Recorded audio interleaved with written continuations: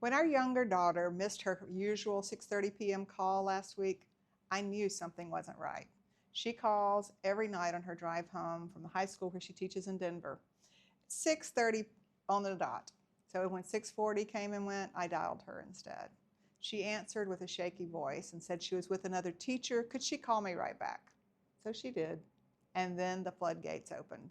It had been, in her words, a terrible, no good, horrible, very bad day. A student she had gone out of her way to help had blown up at her in class. She felt rattled, embarrassed. She's still young enough in her profession to feel like she's got something to prove. I have learned very slowly as a parent that sometimes the most useful thing I can do is just listen. So I listened for a long time, actually. About 30 minutes into the conversation, she said quietly, "This just feels too hard, Mom." Having once been a teacher myself, I didn't argue with that kind of hard because I understood what she was talking about.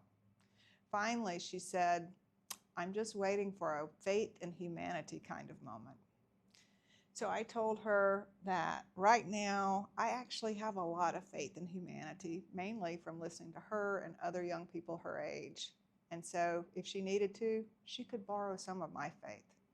When I said that, I could hear her breathing change. And she said, "I can do that." I've been thinking a lot about how we all keep going, sometime borrowing hope from another when our own feels thin. None of us carries a permanent reserve, and there are seasons when our wells run low. But if we're paying attention, we usually find someone willing to lend us their steadiness until we remember our own.